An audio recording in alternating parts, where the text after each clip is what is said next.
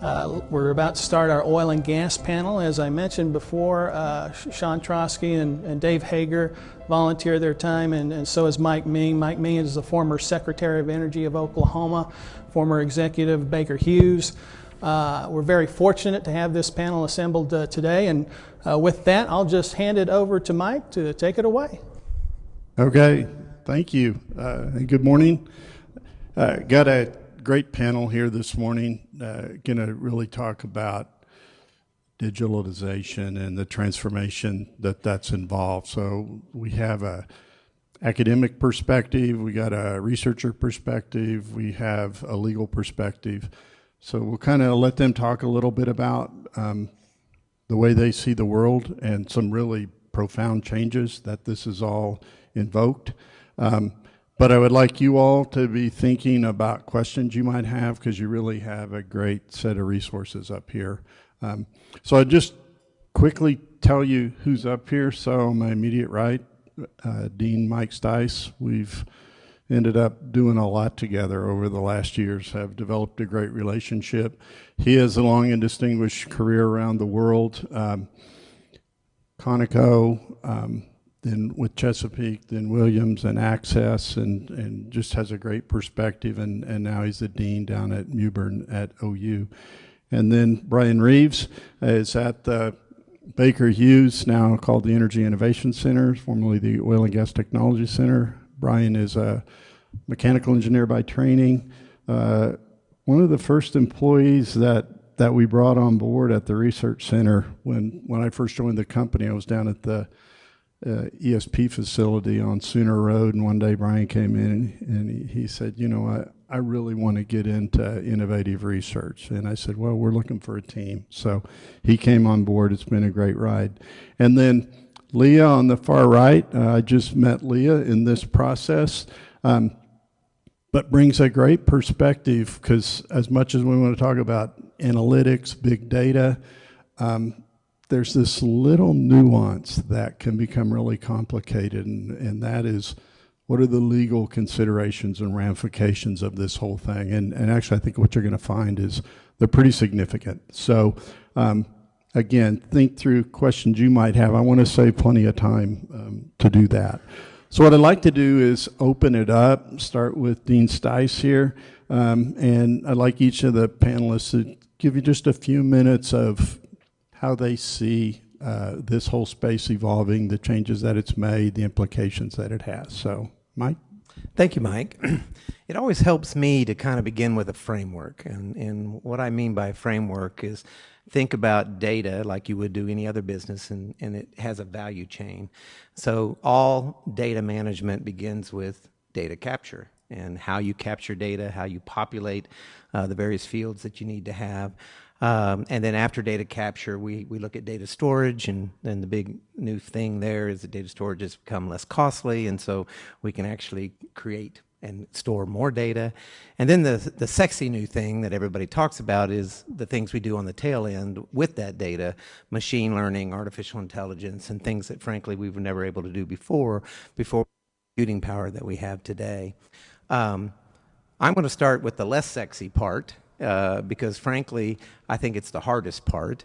At the University of Oklahoma, I have a number of responsibilities, but one of them is overseeing the Oklahoma Geological Survey.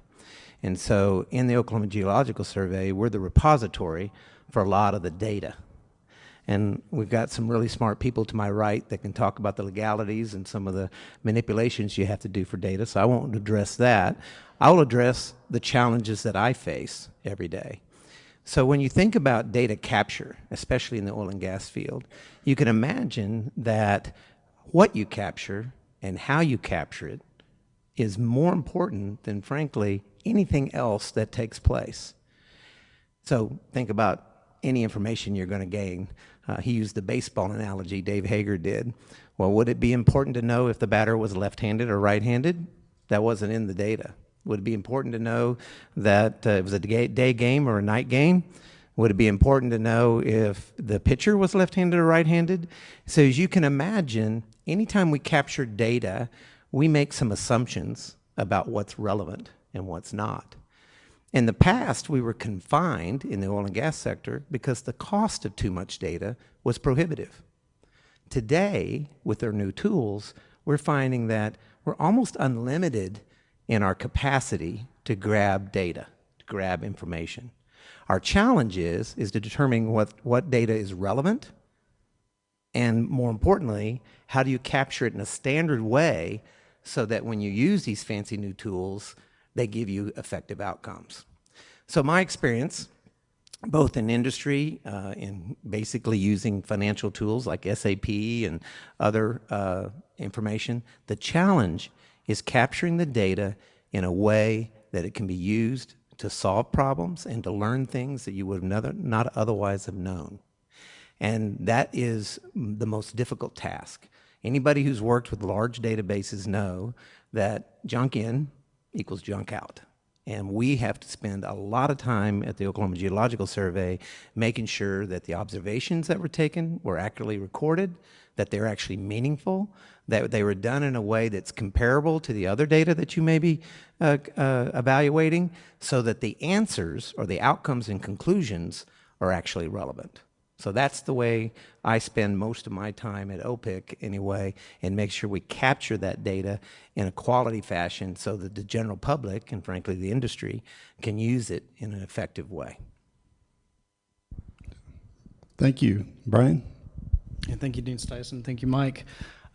So just Energy 4.0 to me, this is all about evolution, right? And so just a quick background here. I've had about 13 years in the oil and gas industry, and I started as a classically trained mechanical engineer working for an electric submersible pump company here in Oklahoma City. It used to be Wood Group. We worked, one of the primary things was inventing the next best electric submersible pump. Something that could go to hotter environments and last longer. It was that incremental improvement. But Energy 4.0 is about that bigger step change, right? Where are we going? And so that happens on all levels of technology, but it also happens at all levels of people. And so, myself, as Mike mentioned, I got in early in this research and development center here we have in Oklahoma City. We call it the Energy Innovation Center. The whole purpose of this facility is to be that tip of the spear for Baker Hughes, because we are a huge company, 60,000 people worldwide, and we have so many different technologies and services that are constantly trying to improve themselves, that next increment, right, to last a little bit longer, to be a little bit better, to help deliver a little bit more value.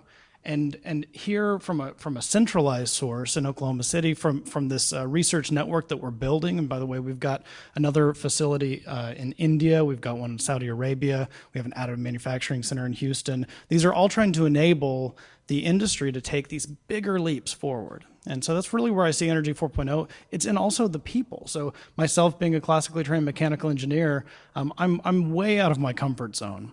I'm into control systems, I'm into edge computing, I'm into computer vision. These are things that are very new, to people in general, right? To training in school, but we've got to be able to advance ourselves. It's not just about hiring the next best talent out of school. That's important, but it's also about taking the workforce that you have and empowering them to grow when it comes to technology development. So we're seeing a lot of that. We're trying as a company and from a research perspective to hear our customers' biggest challenges and find new innovative solutions to address those that might not necessarily even align with a current product company. And we say, then how do we get that solution quickly out to market and try that out with them to see, is that really what's going to help take things forward? So this is really about a huge evolution, and it's about how do we enact that as quickly as possible to try to be impactful with our customers. Thank you, Brian. Leah? Thank you. So I am the litigator on this panel, and there is not another litigator nor another woman that you've been watching today, but that is my role as today. So I'm looking at all of the data innovation, all of the information that's being created, that's being deleted, that's being processed, what's happening to that data, and what risks do the companies have as a result of what they're doing with the data. So I agree that we have to keep innovating as we go through. And Energy 4.0 is that thing exactly, but what are the risks associated with having that much data? What happens when you send something to the University of Oklahoma and you don't want anybody else to use it? Well, does the Oklahoma Open Records Act, is it implicated? Is the Freedom of Information Act implicated? The University of Oklahoma is a public company. How does that pan out? What do you do when you're in litigation and a plaintiff lawyer is looking for all of those data points that you have now rid yourself of because they're not useful, or better yet, you didn't capture them because, as Dean Stice said, they're not relevant. Well, relevant means something totally different to a data analyzer than it does in litigation and discovery. So in those particular circumstances, as you're innovating, most of the companies, if they're not already, and Baker Hughes is, you work with your legal department and the best you can to make sure that your policies are consistent with the risks that can be associated with that going forward. A little bit more background for me. I graduated OU Law School in 2001, went to undergrad there also, and then I trekked down to Houston, Texas, and worked for Big Law for about 7 years, and then I quit completely and ran an oil and gas company in Midland, Texas with my family. So I have from both sides of the spectrum. My dad is a geophysicist and geologist. He graduated from the University of Oklahoma also, and there were many fights over the cost of data that we did and we used, but I also got to see the benefit of that data, much like Mr. Hager was talking about earlier. I got to see the results of the steering of the horizontal drilling in the company we did, and I got to see how fracking, stimulation, and modeling can really make a huge difference. Well, then when I was on the other side in litigation, being hired by oil and gas companies to defend them when someone's saying that we've fracked into a vertical well, or they're saying that we have caused earthquakes, or they're saying all of these things that are not technologically accurate, it's important to have a lawyer in place who actually knows the data you're talking about and working with so that they can ask the right questions for you and put those protections in place. And so today that will be partly what I address as we go through this and answer questions as I can. Thanks, Leah. So I'm going to start out, Dean Stice, a question for you. So say Brian Reeves next to you, he's going to work on new technologies, and he's going to essentially set the parameters of the data streams he captured. He's going to get really nice structured data that's formatted exactly the way he wants it. But you, on the other hand, at the university and with the Geologic Survey, you have this plethora of old volumes of data that are anything but structured. They may be handwritten notes, they may be pictures, they may be wireline logs, but there's extraordinary value in that data. So first question is, how do you transfer that to some digital form and then use it? And the second question then is, there's actually, I'm assuming, artificial intelligence methodologies that can actually then help you extract not just the content of the data, but the value from the data. So how are you dealing with this immense amount of data that you have down there? So I can take that conversation a variety of different ways. I think I want to take it in a way which overlaps with Leah's expertise.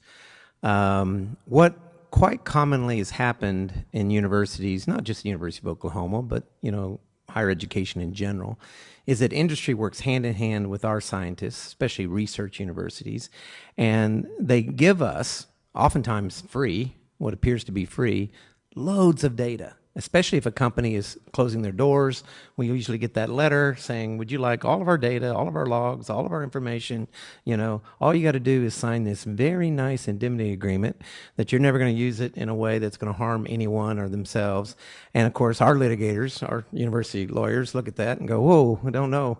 But our research scientists can't wait for that information to get their hands on it because it's wonderful data for them to do dissertations and research on.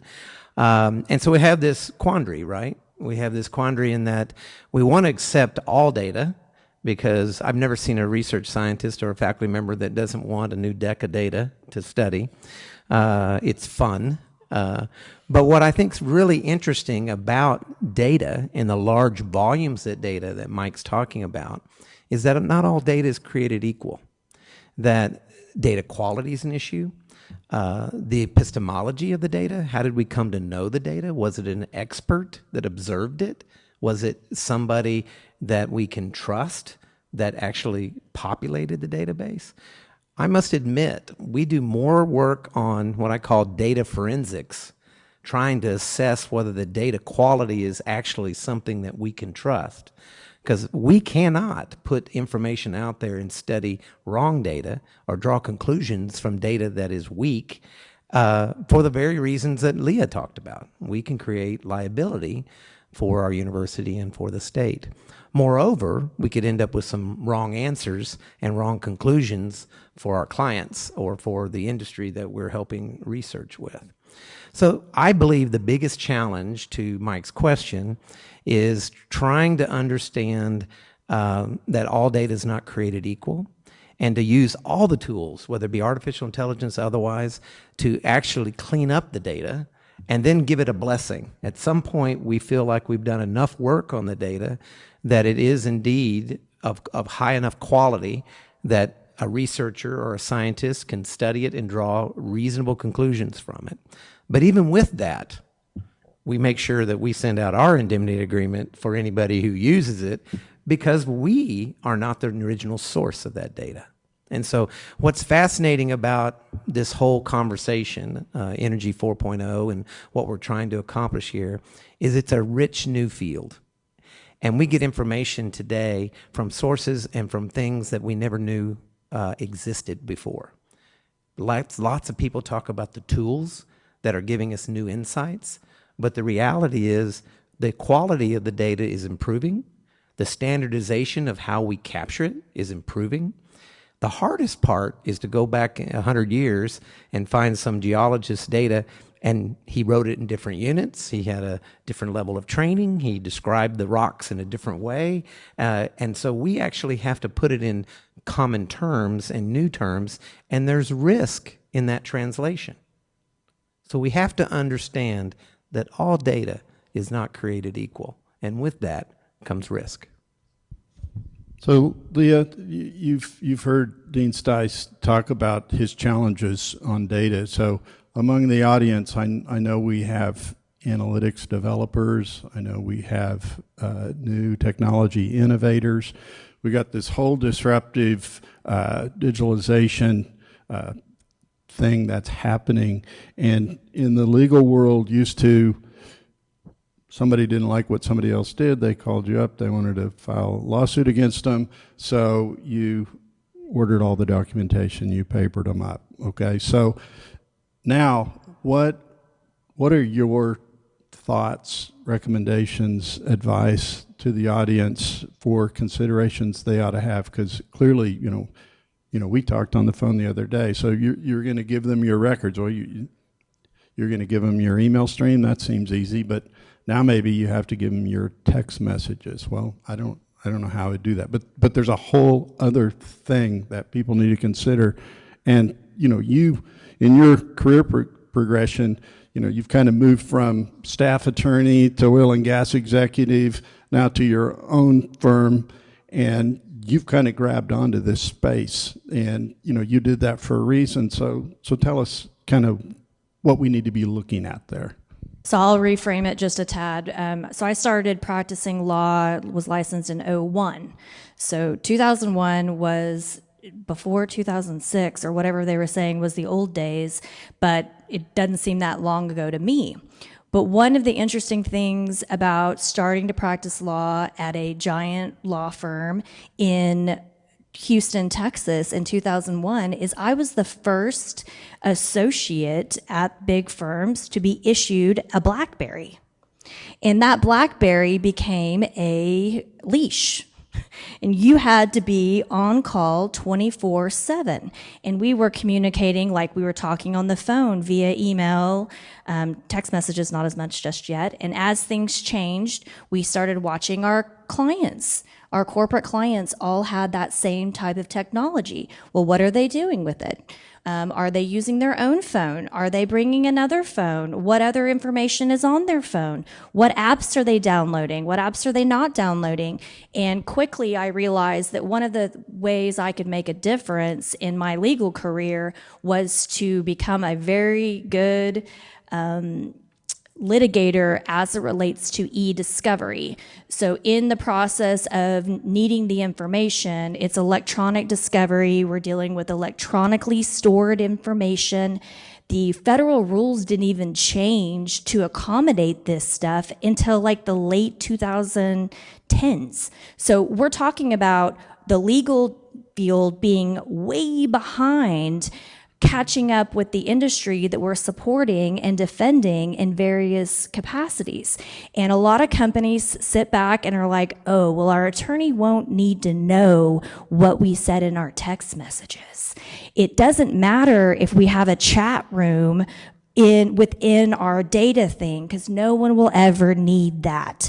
Well, as soon as people find out, the plaintiff lawyers specifically find out that those exist, they want them. Whether or not there's anything in there or not, they want them because they want to make sure, and they're thinking you're having those same conversation type exchanges electronically that they couldn't previously capture verbally. Right? So those kinds of things really come into play, and that's how I've kind of used that information and captured and did a little forward thinking about that. But now what we're seeing in litigation with different things that apply to artificial intelligence, data capturing, et cetera, is I'll use cars, for example, for a company that has a fleet of cars. I should use trucks because they're usually trucks, but vehicles. And they're tracking where they go. Are they on the phone? Are they not on the phone? And immense amounts of data are being collected, but there is not someone sitting in a booth on the 34th floor, like a Devon, tracking every single fleet vehicle and what they're doing at every single moment. Okay? Well, what happens when there's an accident? And you get the data, and there's tons of data here, but it's not being monitored. Well, do the courts require you to monitor it now that you have the data? We don't know yet. Some courts say yes, some courts say no. So are you thinking about the retention policy of records like you do or you did in paper as it applies to data? Because if you have the right policies in place, then as your litigator, I can take it up there and say, we don't use the data that way. It's not relevant. It's not feasible to have someone or 100 people monitoring that data on a daily basis. And the whole reason we got it was to prevent some of those things. So it's kind of a circular issue where, again, the legal industry and the court systems are a little bit behind because they don't make court rules unless the legislature's made them. So if the legislature's not paying attention to an issue and there's no regulations about it, an incident happens, well, then you have the courts looking at it, and they're looking at it with no guidance from Congress, or whether it's state level or federal level, on what to do on that. They're coming up with, analogies as to other industries. Well, we should do this or we shouldn't do this. And so then you're going to have a trial court judge in wherever county, maybe it's Oklahoma County, maybe it's Dewey County, maybe it's in Texas, setting the standard for what you're allowed or required to do with data that could end up being used against you later. So I don't know if that completely answered the question. One other piece, as you said, to what to think about.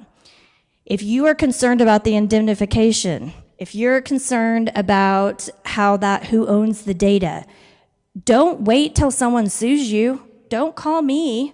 Call the transactional lawyer who needs to write it the right way in the first place. That's not my expertise, is writing those documents. My expertise is litigating after they're already done and then pointing out all the problems. My husband is a transactional lawyer, and he writes them very well. He deals with seismic licensing. He deals with oil and gas transactions where data is being shared. What can you do with the data? Some of the data is very valuable, and people want to pay a lot of money. I have clients call me a lot saying, oh, especially right now in the commodity price environment, I want to sell my data, but I don't want the people I sell it to sell it to anybody else. How do I do that? And then I say, here, call my husband, Ray Rudnicki, and he'll tell you how to draft it up. But that's what you need to do. Your first step needs to be have a really good transactional lawyer, and then you hopefully don't have to call me. That's the goal. So I think the message is pretty loud and clear. That do your homework up front, get the agreements in place, think the things through in advance.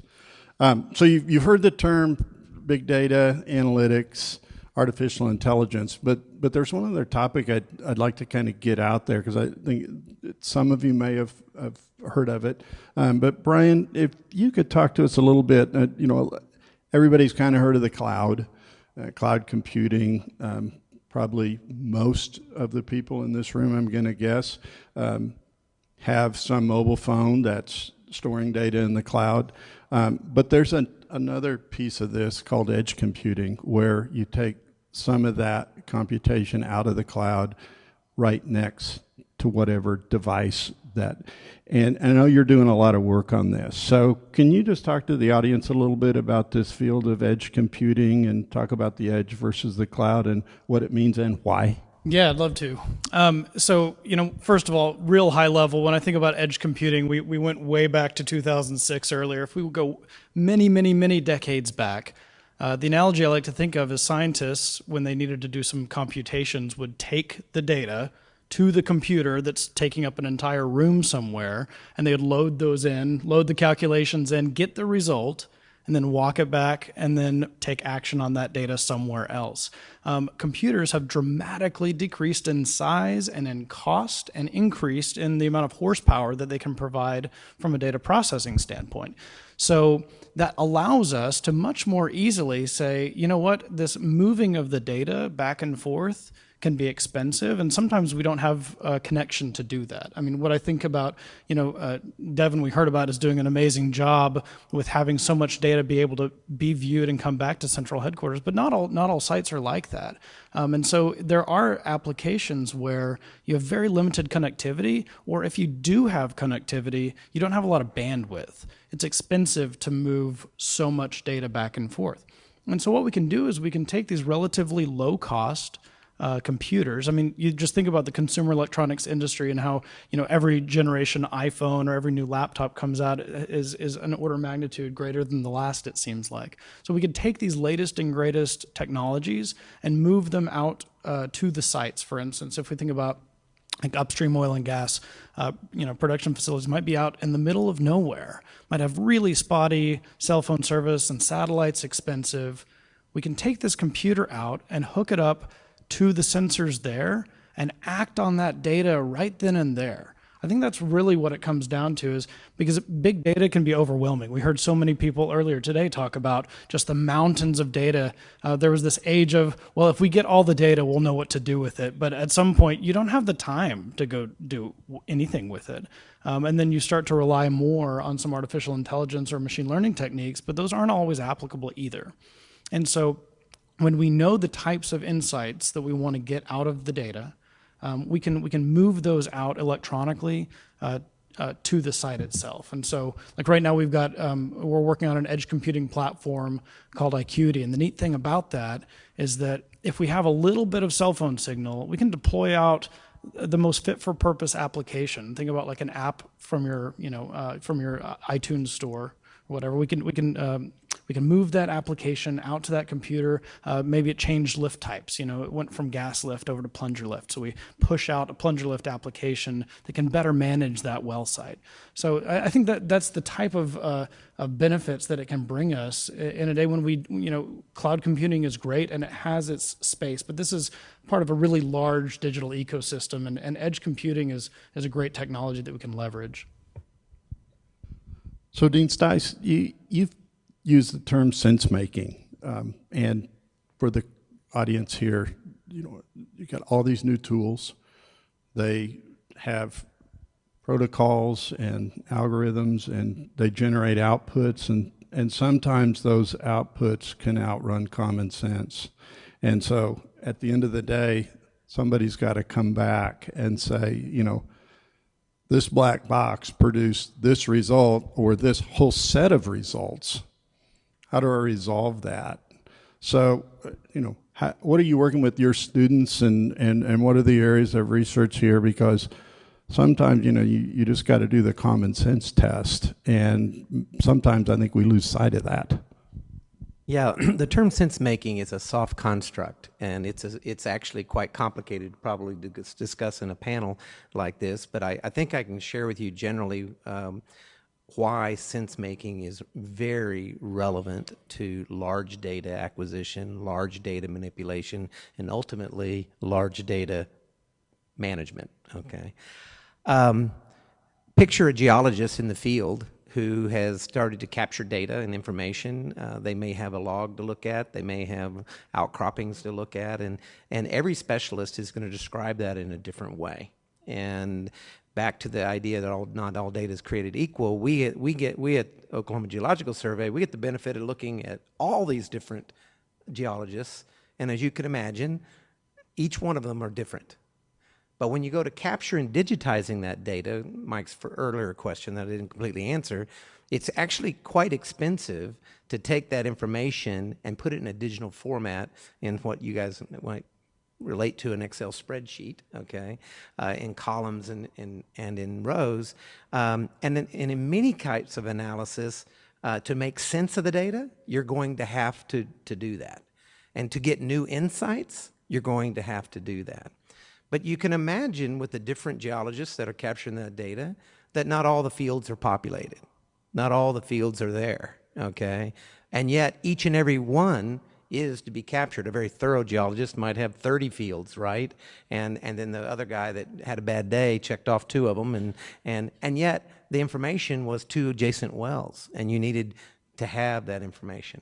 That's why I brought up the term forensics. So how can you go in and capture the data that might be missing so that you can actually do the analysis and make some sense out of the missing data, or more importantly, maybe add some additional understanding of the data that was very thorough. Now here's the trick, and this is what comes from the construct of sense making. The trick is never is our biases of the time accurate. So what we think is important, even the smart geologist, the most well-educated geologist, he writes down at the time in his bias, his perspective of what's important that day. He captures it. But he oftentimes doesn't realize that what was really important was what time of day he took the data. Or maybe what really was important was his latitude and longitude, and he didn't write that down. Whatever the piece of missing data that we later find out, oh my gosh, that's the part we really needed to know. So we find ourselves having to go back and try to recreate the situation. This is secondary data and sometimes tertiary data. But it's that data which allows us to make sense of the initial findings. And it's that work which takes a lot of effort, and it's probably the highest cost in that value chain I described.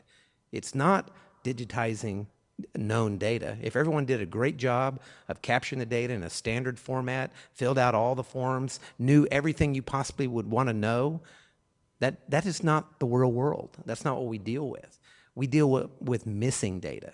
We deal with inaccurate data. We have to do the forensics. We have to do the heavy lifting in order to make sense of the data.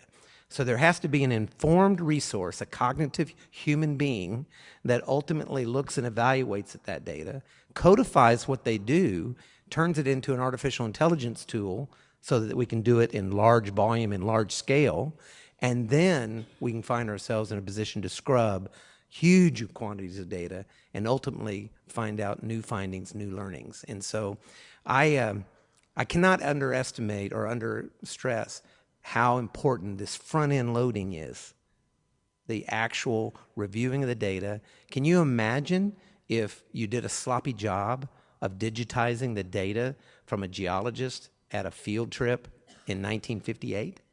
If you did a sloppy job, if you didn't capture the actual picture of the log or the handwriting that he had or whatever, and then later found out when you threw it in the trash and all you have left is your Excel spreadsheet that describes that field trip, it's gone forever.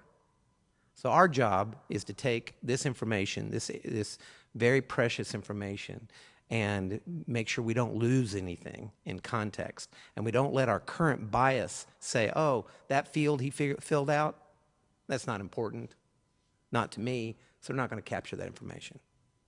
You try to capture it all. And the cost of storage of data is so low now that to the extent that it's accurate data and you can do the forensics, you want to get it all in there, because who's to know 10 years from now what's going to be important, what's going to be relevant. Does that help?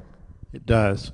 So I'm going to ask one more question to Leah, and then I'm going to turn it over to you as an audience for questions. So Leah, I saw you were frantically scratching notes down there, so I don't know if you had a response to Dean Stice. If so, I'd like you, if you want to do that. But kind of a little bit off topic, but I think it's important.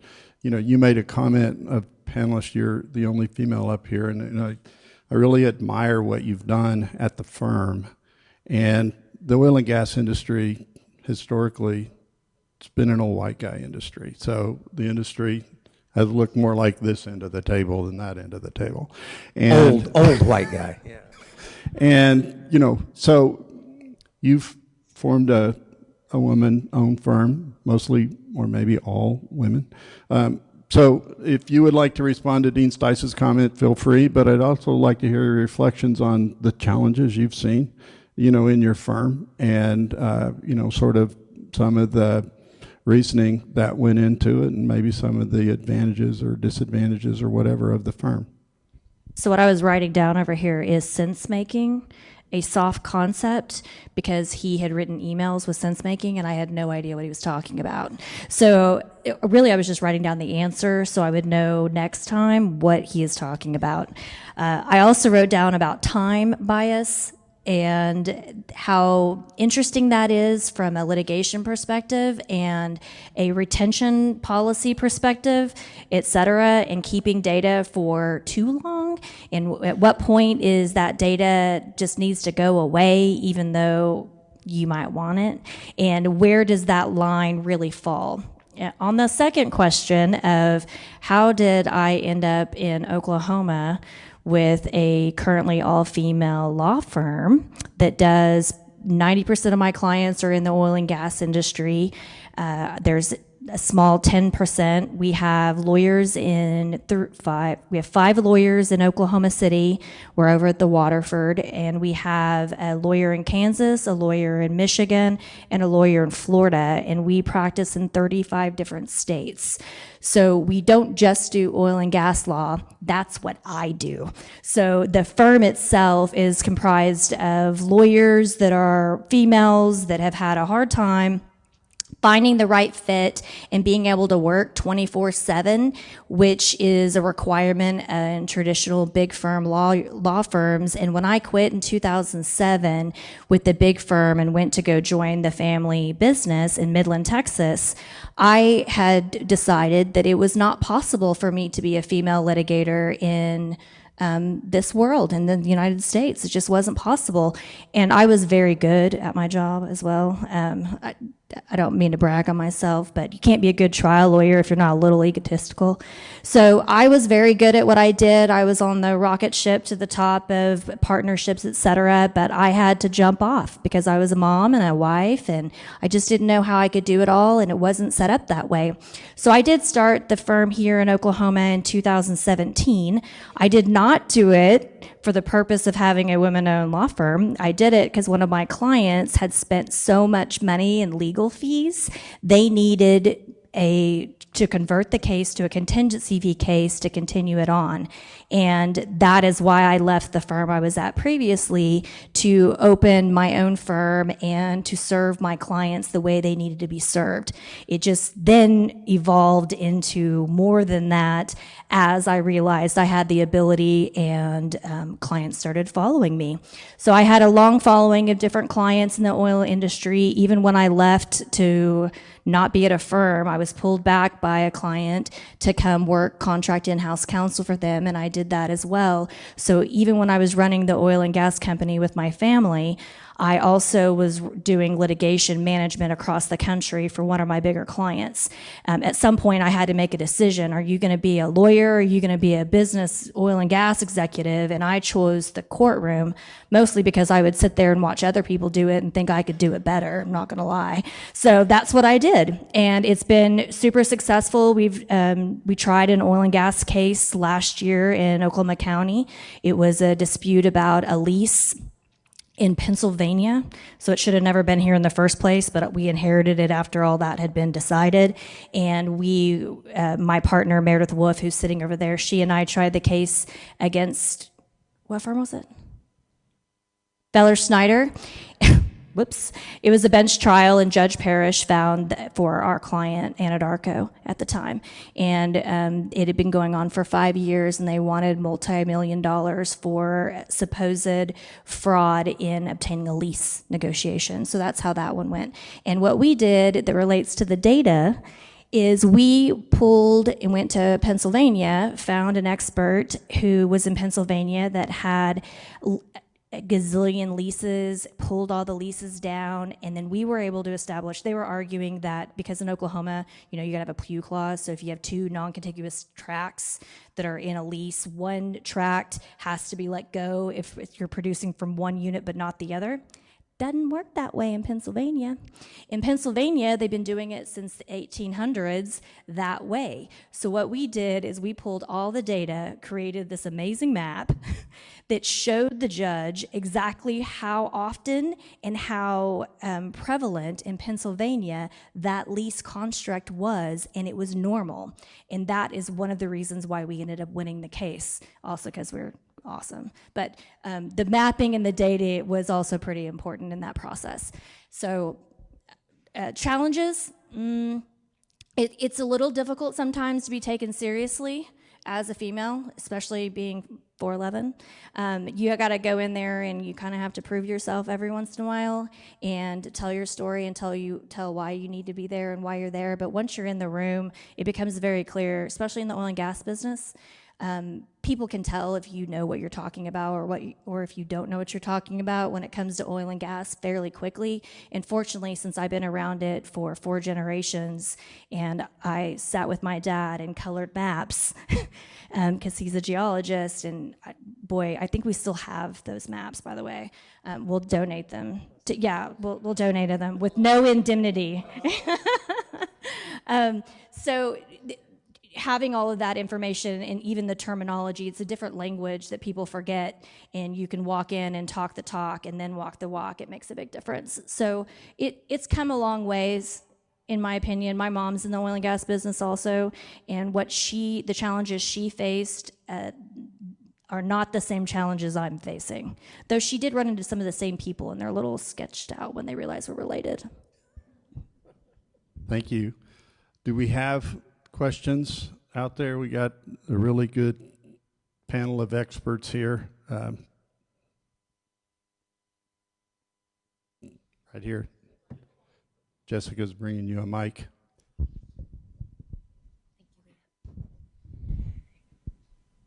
Read it here for my notes, but I guess this is for Mr. Stice, but really for the whole panel. But Talking about sources of data capture, so how do you address capturing data from documents? So that could be paper, digitized files, spreadsheets, email, like Leah was talking about, and how do you turn that into structured data sets? And then also kind of the second part of the question, how do you perceive the value in the industry to those sets of data, that kind of data? Great question, and it's exactly what I deal with every day. And unfortunately, because we are the survey and we're a public service, we don't have the policies that say you're going to throw it away. We're here to hold it forever. Okay, you would not believe how much old data we have. But the theory there is that we're the library, if you will, for all this oil and gas data. And our data is not just Oklahoma. We basically have Oklahoma companies that have lived and worked all over the country, and we have house the data here. We have physical core samples, miles of it, okay? That information can be characterized in a digital format. It can be characterized in a picture, video. If you can imagine any type of data capture, we've got it. Okay. The challenge is reviewing that data in a rigorous way to ensure that it's captured so that it can be comparative. And because of the sources of the data are all over the map, small companies, large companies, frankly, from people that were uninformed. So you might have somebody who wasn't a professional at what they did, but they've still filled out a field ticket. And your decision is, do I throw that piece of paper away? Or is that data need to be captured for somebody in the future to determine its relevance? So our position as a state agency is if the information comes to us, we do have to make a judgment. We cannot take all data, okay? And I'm confident that in that filtering process, we probably lose some relevant data. We try very hard to use our best cognitive abilities to determine what looks like it has value and what doesn't. We digitize it to the extent we can, and that's a very large expense. We have a lot of industry collaboration, which helps us do it. The state budget doesn't pay for that. We get a couple $1 million a year that we just keep chipping away at converting paper files to digital. One thing to answer your question that we make sure of, though, is that we try not to lose the original image. So if it's a map, okay, we don't convert the map to a spreadsheet and then throw the map away, okay? We also don't keep the map. We will take a picture of a map or get an image of the map, and that in itself is a challenge because every map is at a different scale. How many people saw the movie Minority Report? You know, where Tom Cruise just grabs his stuff and moves things around. Well, that's real. Okay, I'm working really hard at bringing what Stanford has, which is the Ramsey Map Center, to the University of Oklahoma. And Dane, one of our development officers, is going to get me the money for it. Don't quite have it yet. But the concept is, if you can imagine all the different maps that are out there, some of them are three-dimensional geologic maps, seismic maps. This information, if captured in the right scale, in a minority report visualization center, can actually be put on top of each other. The amount of learning that you get with that visual perspective cannot be defined. You just have to go experience it so you can see it. That is the next wave of learning that we're going to do, and it's a lot of work to capture that data in the same way. By the way, if you don't capture it in varying scales or a standard scale, they don't overlap. The learning can be lost. So there's a lot of work that goes into identifying the source of the data, the quality of the data, capturing it in a way that it's going to be usable in the future, and making sure that that filter we apply doesn't accidentally throw away a diamond in the rough. And I will be honest, I'm confident that we were throwing away data that is important, but there just isn't enough capacity to keep everything. Yeah, I just want to add in just real fast to the end of that. I think it's critically important, especially when it comes to machine learning and applying some of these new technologies. You've got to have that full picture of the data. So, you know, whether or not it's, I've got field tickets linked with certain production data, linked with, you know, when certain things took place, and how do I get that all into one place where one algorithm essentially can go and look at it together. That is critically important for those to be effective, and it is very hard to do. No doubt that, and there's a lot of different companies that have different types of expertise in this. Baker Hughes recently partnered up with C3.ai to help leverage their platform there to be able to bring this to oil and gas, and now we're linking up with Microsoft as well to make that a singular experience for the customer, so that you can have disparate data sources pulled into one unified federated database that you can apply the newest machine learning techniques to in a single view, essentially. So I think it's critically important. I think it's the way of the future, and we're seeing a lot of great activity in that field. Other questions? Back over here. Hi. First, I want to say thanks. It's been an interesting conversation to listen to each and every one of you. But I was curious, you guys talked a lot about what you've done, where you come from, and what you're doing now. What is each of your vision of where things are going in your area in the future? Yeah. Obviously, I'm a 38-year oil and gas executive. I view the academic role the last 5 years to be in line with that, because I oversee 2 academic units: petroleum engineering, geological engineering, geology, geophysics. And so I'm directly connected and tied to the fossil fuel industry. The way you think about it, from the way I describe my role today, is anything that goes on underground, I better know something about. And that includes the environmental implications of carbon sequestration and induced seismicity and produced water disposal. And so when I think about my history in the fossil fuel industry, I would say the same things Dave Hager and Sean Trosky. I'm very proud of this industry. This industry is a problem-solving industry. And we are a technology industry. The amount of technology that's been brought to bear. I oftentimes tell the story. In 2003, I was the chairman of the supply committee, and I basically wrote a document to the President of the United States saying that there is no more fossil fuel in the United States. We need to now leave and go get gas and turn it into LNG, bring it here, keep the lights on. I believed it so much that I moved my family to the Middle East and worked on a project like that. Only I didn't know George Mitchell and Devon and Chesapeake and all the other independents were going to create the shale revolution. And now I came back to work for those independents. So I had an aha moment of my own. And I believe there are still many aha moments in our future. There's a steep learning curve. I see it in the research being done. Our director of the Petroleum and Geological Engineering Schools here, Runar Nygaard, let me tell you, some of the things that are going on in the labs today, we're still learning, and it's going to be an interesting future. This is not an industry that is done. It is an industry that is down, but not done.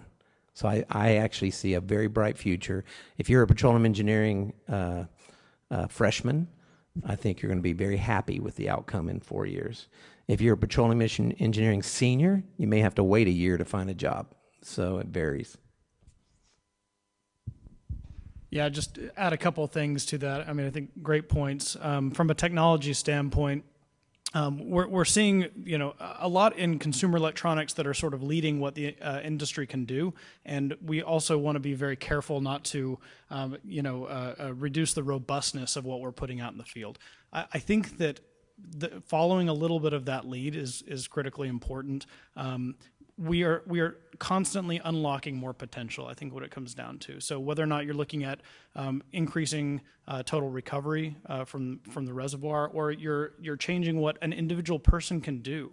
I mean, we're talking about empowering people to be able to do so much more with their day, whether or not it's routing them to the right place at the right time, or if it's talking about helping them to work on to fight the hottest fires at that moment. But I think that's where all these increments in technology, and especially if you look 10, 20 years down the road from here, that's what we're going to have to see more of, is how to really empower people to do more and unlock more.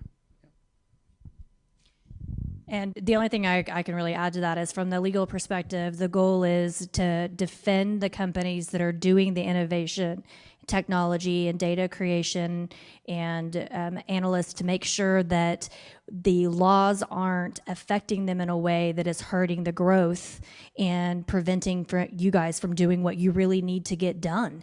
And I think that's the key aspect that the good lawyers defending when it's being attacked can come into play. And then, like I said, the preventative role of your legal department, or if you don't have one, reaching out to those who support companies, smaller companies, because I have smaller clients as well, and they're not as advanced, so to speak. So it's a lot of paper sometimes, and we just scan it, right? And then we work with different vendors in the legal community that are employing the same type of technology and AI to the extent we can, and can get away with it under the federal regulations and the Oklahoma discovery rules, which are a little bit behind the curve. But there is an idea of the proportionality and getting the information. Is it proportionate to what the case is about? You don't need all of this if you have a fender bender. You don't need all of this if you're a working interest owner complaining about not getting your money back in a well. Well, too bad. You waited too long. You took that risk. So I think in the future, the legal role is to protect the industry and its advancements to make sure that that is not being dampened. So I would start there. You heard Sean this morning say there's no silver bullet. There is no silver bullet, but continuous improvement is really the key to everything. Energy is a system, and the better we can make that system work together, the better it's going to be. We've moved what I call from a sense of scarcity to just radical abundance. And so our challenge really now is managing abundance. And it's actually pretty difficult because every form of energy has impacts and there's trade-offs that we have to do. And so there's one movement, you're seeing it in the political debate now, that we just need to completely eliminate fossil fuels. Well, the reality is not only is that completely impractical, it's unaffordable, but who that would most penalize are the poorest people in the world, okay? And so there's a concept of energy poverty. We need to have energy access for everybody in the world. There's a lot of people in the world that don't have access to clean water or electricity. And the availability of electricity is directly correlated to their opportunities to learn and become educated. And so we have to figure out these trade-offs. We have to manage them. And rather than seeking to ideologically eliminate oil and gas, we need to make it better. And so Nathan Meehan, a good friend of mine, he's still at Baker Hughes, but he just spoke at SP, and he talked about the role of a petroleum engineer in the future. And some of the things that he said is, number one, you got to figure out how to decarbonize your fuel. I think for those in the industry that still roll their eyes when climate change is mentioned, or that we need to decarbonize fuel, they're on the outside looking in right now, and they're getting ready to be completely irrelevant. Okay, so within the industry, we have to look at this. We have to find ways to eliminate flaring. We're burning fuels that could be producing useful energy, and we're making emissions when we shouldn't be doing that. The industry can very much use everything we've talked about here, data analytics, machine learning, everything else, to eliminate fugitive methane emissions. We have to do that. But back to this role of, we can't eliminate oil and gas. There's so many ways the industry could be a hero right now. On carbon capture, for example. The best thing to do with CO2 right now is to put it in depleted oil reservoirs. Oh yeah, you actually make more oil from that, but it's the place to do it, and for a whole plethora of technical reasons, it's completely logical to do it. It would be the stuff Dean Stice would be working on, but it's an enormous opportunity just from the technical studies done in the state of Oklahoma with a rigorous methodology of field identifications that are applicable to CO2 enhanced oil recovery. There's more potential for oil production in the state of Oklahoma from CO2 enhanced oil recovery than there is all oil that's been produced in the state's history. And we could put in hundreds of multiples of CO2 emissions over any other technology that we have right now if we utilize that. And there's some policies at the federal level.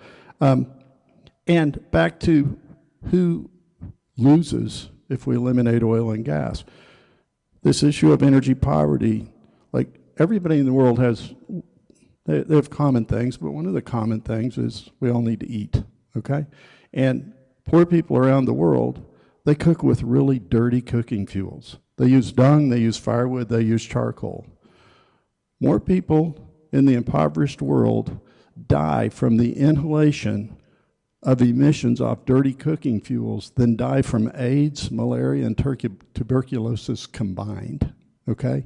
And if they just had access to propane canisters, okay, it would dramatically extend their life. If they had access to electricity, they could teach their kids how to read, okay?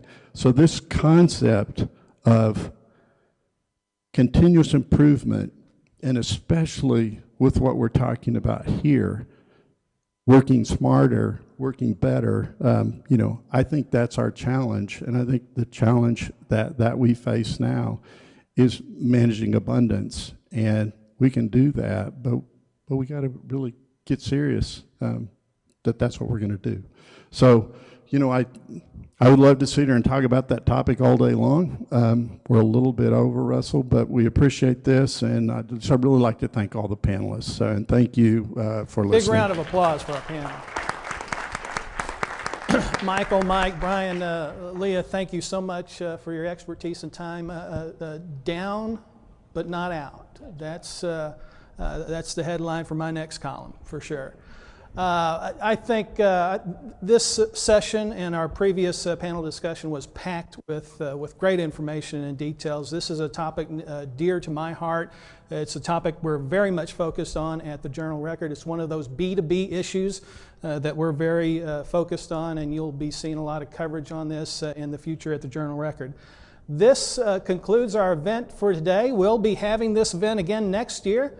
I was really impressed with our speakers and the content, but we'll work hard to do better next year. Thanks for being here, and we'll see you soon. Thank you.